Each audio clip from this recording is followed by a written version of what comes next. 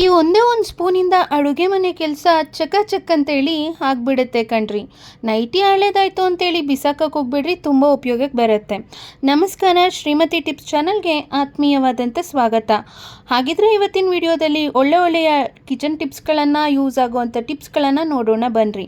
ಮೊದಲನೇ ಟಿಪ್, ಚಪಾತಿ ಪೂರಿ ಥರ ಉಬ್ಬಿ ಬರಬೇಕು ಅಂದರೆ ಈ ರೀತಿ ಮಾಡಿ ನೋಡ್ರಿ.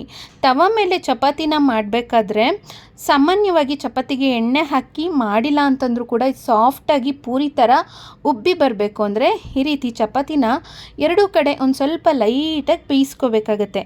ಬೇಯಿಸ್ಕೊಂಡ ನಂತರ ಈ ರೀತಿ ಒಂದು ಸ್ಮ್ಯಾಶರನ್ನು ತೊಗೊಂಡು ನೋಡಿ, ಇದನ್ನು ಚಪಾತಿ ಮೇಲೆ ಹೀಗೆ ಒತ್ತಿದ್ರೆ ಸಾಕು. ತೋರಿಸ್ತೀನಿ ನೋಡ್ರಿ. ಈ ರೀತಿ ಎರಡೂ ಬದಿ ಲೈಟಾಗಿ ಬೇಯಿಸ್ಕೊಬೇಕು.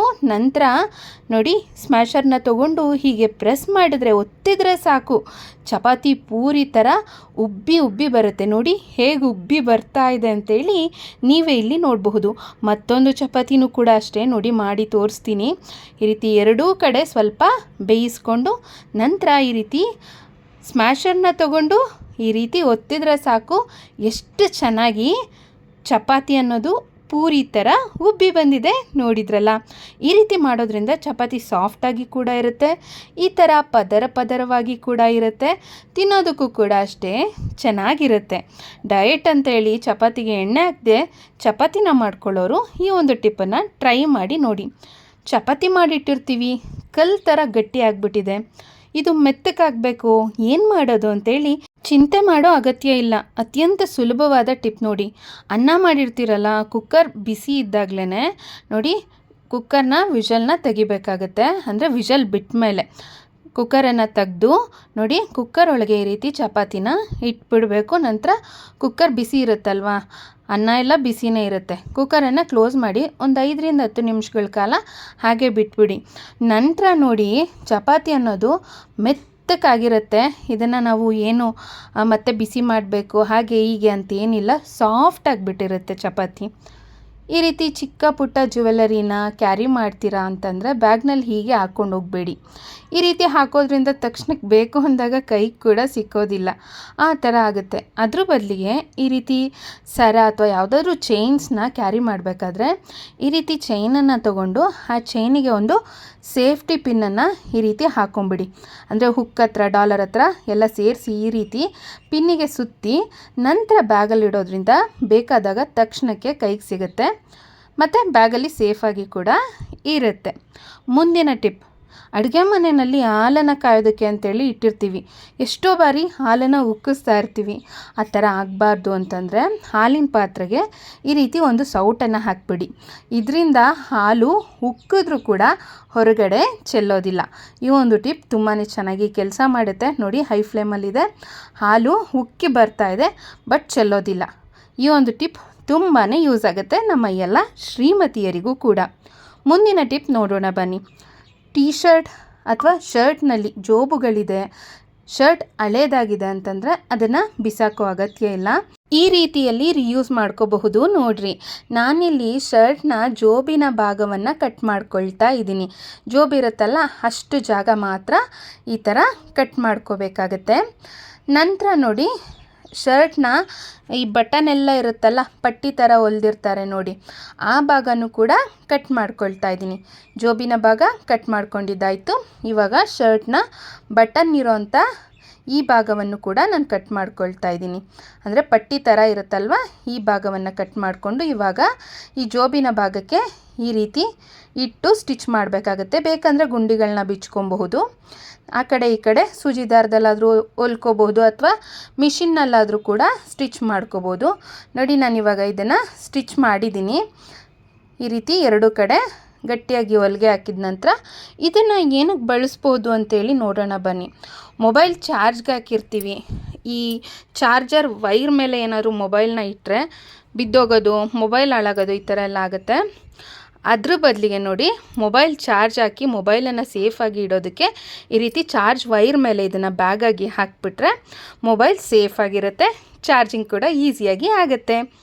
ಮೊಬೈಲ್ ಬೀಳುತ್ತೆ ಅನ್ನೋ ಟೆನ್ಷನ್ ಕೂಡ ಇರಲ್ಲ.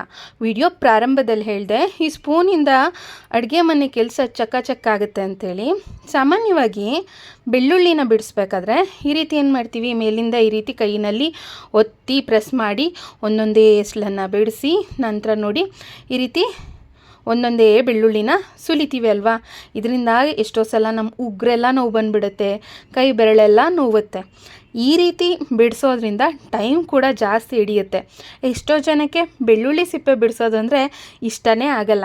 ನೋಡಿ, ಈ ವಿಧಾನದಲ್ಲಿ ಬಿಡಿಸೋದಕ್ಕಿಂತ ಈ ವಿಧಾನದಲ್ಲಿ ಬಿಡಿಸಿ ನೋಡಿ. ಬೆಳ್ಳುಳ್ಳಿನ ತಗೊಂಡು ಈ ರೀತಿ ಒಂದು ಶಾರ್ಕ್ ಸ್ಪೂನನ್ನು ತಗೊಳ್ಳಿ.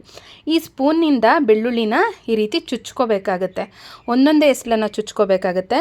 ಈ ರೀತಿ ಚುಚ್ಚಿದ ತಕ್ಷಣ ಮಧ್ಯಕ್ಕೆ ಪ್ರೆಸ್ ಆಗುತ್ತಲ್ವ, ಹಂಗಾಗಿ ಆ ಕಡೆ ಈ ಕಡೆ ಸಿಪ್ಪೆನ ನಾವು ಬಾಳೆಹಣ್ಣಿನ ಸಿಪ್ಪೆನ ಸುಲಿತೀವಿ ನೋಡಿ, ಆ ರೀತಿ ಈಸಿಯಾಗಿ ಸುಲಿದ್ಬಿಡ್ಬೋದು.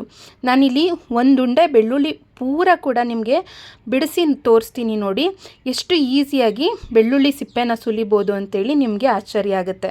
ಒಂದು ಸ್ಪೂನಿಂದ ಅದೆಷ್ಟೇ ಬೆಳ್ಳುಳ್ಳಿ ಇದ್ದರೂ ಕೂಡ ಈ ವಿಧಾನದಲ್ಲಿ ಬಿಡಿಸಿದ್ರೆ ಈಸಿಯಾಗಿ ಬೆಳ್ಳುಳ್ಳಿ ಸಿಪ್ಪೆನೆಲ್ಲ ತೆಗೆದುಬಿಡ್ಬೋದು. ನೋಡ್ತಿದ್ದೀರಲ್ಲ, ನೋಡಿ ಈ ರೀತಿ ಚುಚ್ಕೊಳ್ಳೋದು, ನಂತರ ನೋಡಿ ಆ ಕಡೆ ಈ ಕಡೆ ಸಿಪ್ಪೆಯನ್ನು ತೆಗೆಯೋದು. ಇದರಿಂದ ಈಸಿಯಾಗಿ ಪಟಾಪಟ್ ಅಂತೇಳಿ ಬೆಳ್ಳುಳ್ಳಿ ಸಿಪ್ಪೆನೆಲ್ಲ ತೆಗೆದುಬಿಡ್ಬೋದು. ನೋಡಿ, ನಾನು ಎಲ್ಲ ಬೆಳ್ಳುಳ್ಳಿ ಸಿಪ್ಪೆನೂ ಕೂಡ ಎಷ್ಟು ಈಸಿಯಾಗಿ ತೆಗೆದಿದ್ದೀನಿ. ಈಗ ಲಾಸ್ಟಲ್ಲಿ ನೋಡಿ ಉಳಿದಿರೋ ಅಂಥ ಬೆಳ್ಳುಳ್ಳಿದು ಕೂಡ ಅಷ್ಟೇ ಈಸಿಯಾಗಿ ಸಿಪ್ಪೆನ ತೆಗೆದುಬಿಡ್ಬೋದು. ನೋಡಿ ಸ್ನೇಹಿತರೆ, ಇವಾಗ ಈ ಬೆಳ್ಳುಳ್ಳಿ ಸಿಪ್ಪೆನ ನಾನು ತೆಗಿತಾ ಇದ್ದೀನಿ. ಜಸ್ಟ್ ಈಗ ಅಂದರೆ ನೋಡಿ ಸಿಪ್ಪೆ ಎಲ್ಲ ಹಾಗೆ ಬಂದುಬಿಡ್ತು. ಇದರಿಂದ ನೋಡಿ ಜಾಸ್ತಿ ಕೂಡ ಅಲ್ಲಿ ಏನು ಬೆಳ್ಳುಳ್ಳಿ ಫುಲ್ ಸಂಪೂರ್ಣವಾಗಿ ಸಿಪ್ಪೆನೆಲ್ಲ ನೋಡಿ ಹಾಗೆ ತೆಗ್ದಿದ್ದಾಗೋಯ್ತು. ಈ ವಿಧಾನದಲ್ಲಿ ಬೆಳ್ಳುಳ್ಳಿ ಸಿಪ್ಪೆನ ಸುಲಿದ್ರೆ ತುಂಬಾ ಯೂಸ್ ಆಗುತ್ತೆ. ಪಟಾಪಟ್ ಅಂತೇಳಿ ಬೆಳ್ಳುಳ್ಳಿ ಸಿಪ್ಪೆನೂ ಕೂಡ ಬಿಡಿಸ್ಬಿಡ್ಬೋದು, ಈಸಿಯಾಗಿ ಬಿಡಿಸ್ಬೋದು. ನೋಡಿ, ಈ ವಿಧಾನದಲ್ಲಿ ಬೆಳ್ಳುಳ್ಳಿ ಸಿಪ್ಪೆನ ಸುಲ್ಕೊಳ್ಳಿ. ನಿಮ್ಗೆ ಈ ಟಿಪ್ ಇಷ್ಟ ಆಯಿತಾ? ಹಾಗಿದ್ರೆ ನೀವು ವಿಡಿಯೋಗೆ ಒಂದು ಲೈಕ್ ಕೊಟ್ಟು ನಿಮ್ಮ ಫ್ರೆಂಡ್ಸ್ ಮತ್ತು ಫ್ಯಾಮಿಲಿಗೆ ಈ ಒಂದು ವಿಡಿಯೋನ ತಪ್ಪದೆ ಶೇರ್ ಮಾಡಿ. ಹಾಗಿದ್ರೆ ಬನ್ನಿ ಮುಂದಿನ ಟಿಪ್ಸ್ಗಳನ್ನು ನೋಡೋಣ. ವಿಡಿಯೋ ಪ್ರಾರಂಭದಲ್ಲೇ ಹೇಳಿದೆ ಅಲ್ವಾ ನಾನು, ಹಳೆ ನೈಟಿ ಇತ್ತು ಅಂದರೆ ಬಿಸಾಕೋಕೆ ಹೋಗಬೇಡಿ ಅಂಥೇಳಿ. ಅದನ್ನು ಕೂಡ ನಾವು ರೀಯೂಸ್ ಮಾಡ್ಕೋಬೋದು. ನೋಡಿ, ಈ ಥರ ಅರ್ಧೋಗಿದೆ ಅಂತಂದರೆ ಅದನ್ನು ಹಾಗೆ ಬಿಸಾಕೋ ಬದಲು, ಅಥವಾ ಕಲರೆಲ್ಲ ಸ್ವಲ್ಪ ಶೇಡ್ ಆಗಿದೆ, ಡಿಮ್ ಆಗಿದೆ ಅಂತಂದರೆ ಈ ರೀತಿ ನೈಟಿಯನ್ನು ರೀಯೂಸ್ ಮಾಡ್ಕೋಬೋದು. ನೋಡಿ, ನಾನು ಈ ರೀತಿ ಮಡಚಿ ಹಾಕ್ಕೊಂಡಿದ್ದೀನಿ ನೈಟಿನ. ಅದ್ರ ಮೇಲೆ ನಾನು ಈ ರೀತಿ ಒಂದು ಚಿಕ್ಕ ಬೇಷನನ್ನು ಇಡ್ತಾ ಇದ್ದೀನಿ. ಇದೇನಕ್ಕೆ ಅಂದರೆ ಮಾರ್ಕ್ ಮಾಡ್ಕೊಳ್ಳೋದಕ್ಕೆ. ನೀವು ಬೇಕಿದ್ರೆ ಯಾವುದಾದ್ರೂ ಬಾಕ್ಸಿಂದು ಮುಚ್ಚಳ ಇಟ್ಟು ಕೂಡ ನೀವು ಮಾರ್ಕ್ ಮಾಡ್ಕೊಳ್ಬೋದು. ನಿಮಗೆ ಎಷ್ಟು ಅಳತೆಯಲ್ಲಿ ಬೇಕಾಗುತ್ತೆ ಆ ಅಳತೆಯಲ್ಲಿ ನೀವು ಮಾರ್ಕ್ ಮಾಡ್ಕೋಬೋದು. ನಾನಿಲ್ಲಿ ಒಂದು ಬೇಷನನ್ನು ಇಟ್ಟು ಈ ರೀತಿ ಮಾರ್ಕ್ ಮಾಡ್ಕೊಂಡಿದ್ದೀನಿ. ಈ ರೀತಿ ಮಾರ್ಕ್ ಮಾಡ್ಕೊಂಡ ನಂತರ ಇವಾಗ ನಾನು ನೋಡಿ ಇದನ್ನು ಕಟ್ ಮಾಡ್ಕೊಳ್ತಾ ಇದ್ದೀನಿ. ಪರ್ಫೆಕ್ಟಾಗಿ ನಮಗೆ ಟೈಲರಿಂಗ್ ಬರಬೇಕು ಅಂತ ಏನಿಲ್ಲ. ನಿಮ್ಗೆ ಅಂದಾಜು ಒಂದು ಹೊಲಿಗೆ ಹಾಕಕ್ಕೆ ಬರುತ್ತೆ ಅಂದರೆ ಸಾಕು. ಈ ರೀತಿ ನೀವು ರೀಯೂಸ್ ಮಾಡ್ಕೋಬೋದು ಹಳೆ ಬಟ್ಟೆಗಳನ್ನು. ನಾನು ಈಗಾಗಲೇ ಸಾಕಷ್ಟು ವಿಡಿಯೋಗಳನ್ನು ಹಾಕಿದ್ದೀನಿ ಹಳೆ ಬಟ್ಟೆಗಳನ್ನ ಯಾವ ಥರ ರೀಯೂಸ್ ಮಾಡ್ಕೊಳ್ಳೋದು ಅಂಥೇಳಿ. ಆ ವಿಡಿಯೋನ ಐಕಾರ್ಡ್ ಮತ್ತು ಎಂಡ್ ಸ್ಕ್ರೀನಲ್ಲಿ ಕೊಡ್ತೀನಿ, ತಪ್ಪದೆ ನೋಡಿ. ಇದು ಕೂಡ ಅಷ್ಟೇ ಹಳೇದಾಗಿದೆ.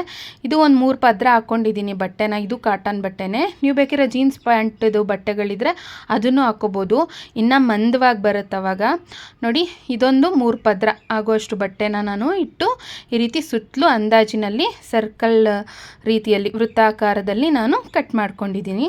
ಇವಾಗ ಆ ಬಟ್ಟೆನ ಮಧ್ಯದಲ್ಲಿಟ್ಟು ಇವಾಗ ಇದೊಂದು 4 ಲೇಯರ್ ಇದೆ ಅಲ್ವಾ, ಇದು ಮೇಲೆ 2 ಪದ್ರ ಬರೋ ಥರ ಈ ನೈಟಿ ಬಟ್ಟೆನ ಇಟ್ಟು ಮತ್ತು ಕೆಳಗಡೆ 2 ಪದರ ಬರೋ ಥರ ಇಟ್ಟು ನೋಡಿ ಈ ರೀತಿ ಇಟ್ಕೊಂಡಿದ್ದೀನಿ. ಈಗ ನೆಕ್ಸ್ಟು ಆ ಕಡೆ ಈ ಕಡೆ ಈ ನೈಟಿ ಬಟ್ಟೆ ಬರಬೇಕು, ಮಧ್ಯದಲ್ಲಿ ಈ ಬಟ್ಟೆ. ಇವಾಗ ಸುತ್ತಲೂ ಕೂಡ ನಾನು ಸ್ಟಿಚ್ ಮಾಡ್ತೀನಿ, ಹೊಲಿಗೆ ಹಾಕ್ಕೊಂಡು ಬರ್ತೀನಿ. ನೋಡಿ, ಇವಾಗ ಸುತ್ತಲೂ ಕೂಡ ಈ ರೀತಿ ಸ್ಟಿಚ್ ಮಾಡ್ಕೊಂಡು ಬಂದಿದ್ದೀನಿ. ಅಂದಾಜಿನಲ್ಲಿ ನಿಮಗೆ ಹೊಲಿಗೆ ಬಂದರೆ ಸಾಕು, ಏನು ಪರ್ಫೆಕ್ಟಾಗಿ ಪ್ರೊಫೆಷ್ನಲ್ಲಾಗೆ ಬರಬೇಕು ಅಂತ ಏನಿಲ್ಲ. ಸುತ್ತಲೂ ಸ್ಟಿಚ್ ಮಾಡಿದ್ಮೇಲೆ ಇದು ಸ್ವಲ್ಪ ಕ್ರಾಸ್ ಪಟ್ಟಿನ ನಾನು ಕಟ್ ಮಾಡ್ಕೊಂಡಿದ್ದೀನಿ. ಏನಕ್ಕಿದು ಅಂತಂದರೆ ಇವಾಗ ನಾನು ಇಲ್ಲಿ ಸ್ಟಿಚ್ ಮಾಡಿದ್ದೀನಲ್ವ, ಸುತ್ತಲೂ ಈ ರೀತಿ ಎಂಡಿಂಗಲ್ಲಿ ಈ ಥರ ಇಟ್ಟು ಫೋಲ್ಡ್ ಮಾಡಿ ಸ್ಟಿಚ್ ಮಾಡೋದಕ್ಕೆ. ನೋಡಿ, ಕ್ಲೀನಾಗಿ ತೋರಿಸ್ತೀನಿ. ಆ ಕಡೆ ಈ ಕಡೆ ಬಟ್ಟೆ ಸ್ವಲ್ಪ ಮಡಚ್ಕೋಬೇಕು.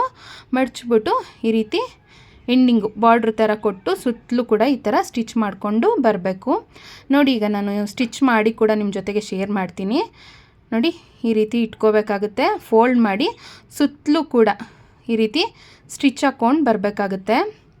ಇದರಿಂದ ಕ್ಲೀನಾಗಿ ಫಿನಿಶಿಂಗ್ ಎಲ್ಲ ಚೆನ್ನಾಗಿ ಬರುತ್ತೆ, ನೋಡೋದಕ್ಕೂ ಕೂಡ ಅಷ್ಟೇ ಚೆನ್ನಾಗಿ ಕಾಣುತ್ತೆ. ಸ್ಕ್ವೇರ್ ಟೈಪಲ್ಲಿ ಸ್ಟಾರ್ಟಿಂಗಲ್ಲಿ ಹೊಲಿತಿದ್ದೀರಾ ಅಂತಂದರೆ ನೀವು ಸ್ಕ್ವೇರ್ ಟೈಪಲ್ಲೇ ಕಟ್ ಮಾಡಿಕೊಂಡು ಸ್ಟಿಚ್ ಮಾಡ್ಕೋಬೋದು. ಆವಾಗ ನಿಮಗಿನ್ನ ಕ್ಲೀನಾಗಿ ಬರುತ್ತೆ. ನೋಡಿ ಈ ರೀತಿ ಕ್ರಾಸ್ ಪಟ್ಟಿ ತೊಗೊಂಡ್ರೆ ಈಸಿಯಾಗಿ ಫೋಲ್ಡ್ ಮಾಡಿಕೊಂಡು ಹೊಲ್ಗೆನ ಹಾಕಿಕೊಂಡು ಬಿಡ್ಬೋದು. ಇವಾಗ ನಾನು ಸುತ್ತಲೂ ಕೂಡ ಇದೇ ಥರ ಸ್ಟಿಚ್ ಮಾಡ್ಕೊಂಡು ಬರ್ತಾಯಿದ್ದೀನಿ. ಸೊ ಫೈನಲಲ್ಲಿ ಸ್ವಲ್ಪ ಬಟ್ಟೆನ ಕಟ್ ಮಾಡಿಕೊಂಡು ಹೆಂಡಿಂಗನ್ನು ಅಷ್ಟೇ ಈ ರೀತಿ ಫೋಲ್ಡ್ ಮಾಡಿ ಸ್ಟಿಚ್ ಮಾಡ್ಕೋಬೇಕು. ಇಲ್ಲೂ ಕೊನೆಯಲ್ಲೂ ಕೂಡ ಒಂದು ಹೊಲಿಗೆ ಹಾಕ್ಬಿಟ್ರೆ ಆವಾಗ ಅದೊಂದು ಚೂರು ಕೂಡ ಬಿಚ್ಕೊಳ್ಳೋದಿಲ್ಲ, ಕರೆಕ್ಟಾಗಿ ಸ್ಟಿಫಾಗಿ ಕೂತ್ಕೊಳ್ಳುತ್ತೆ. ನೋಡಿ ಇವಾಗ ಇದನ್ನು ಸ್ಟಿಚ್ ಮಾಡಿದ್ದಾಗಿದೆ. ಸೊ ವೇಸ್ಟ್ ಅಂತೇಳಿ ಬಿಸಾಕೋ ಅಂಥ ಬಟ್ಟೆಯನ್ನು ಬಳಸಿ ಈ ರೀತಿ ನೆಲ ಒರೆಸೋ ಅಂತ ಅಂದರೆ ಕಾಲು ಒರೆಸೋ ಅಂಥ ಮ್ಯಾಟನ್ನು ರೆಡಿ ಮಾಡಿದ್ದಾಗಿದೆ. ನೋಡೋದಕ್ಕೂ ಕೂಡ ಅಷ್ಟೇ ಚೆನ್ನಾಗಿರುತ್ತೆ ಮತ್ತು ಚೆನ್ನಾಗಿ ಕೂಡ ಕಾಣಿಸುತ್ತೆ. ನಿಮಗೂ ಕೂಡ ಇಷ್ಟ ಆಯಿತಾ? ಹಳೆ ನೈಟಿನ ಬಿಸಾಕೋ ಬದಲು ಈ ಥರ ರಿಯೂಸ್ ಮಾಡ್ಕೋಬಹುದು. ನೋಡಿ, ಚಾನಲನ್ನು ಸಬ್ಸ್ಕ್ರೈಬ್ ಮಾಡ್ಕೊಳ್ದೆ ವಿಡಿಯೋನ ನೋಡ್ತಾ ಇರೋರು ಸಬ್ಸ್ಕ್ರೈಬ್ ಮಾಡಿಕೊಂಡು ಸಪೋರ್ಟ್ ಮಾಡಿ. ಮುಂದಿನ ವಿಡಿಯೋದಲ್ಲಿ ಇನ್ನಷ್ಟು ಒಳ್ಳೆ ಟಿಪ್ಸ್ಗಳನ್ನು ಶೇರ್ ಮಾಡೋದಕ್ಕೆ ನಾನು ಮತ್ತೆ ಬರ್ತೀನಿ. ಅಲ್ಲಿವರೆಗೂ ಎಲ್ರಿಗೂ ಬಾಯ್ ಬಾಯ್, ಟೇಕ್ ಕೇರ್. ಎಲ್ರಿಗೂ ಒಳ್ಳೆಯದಾಗಲಿ. ಧನ್ಯವಾದಗಳು.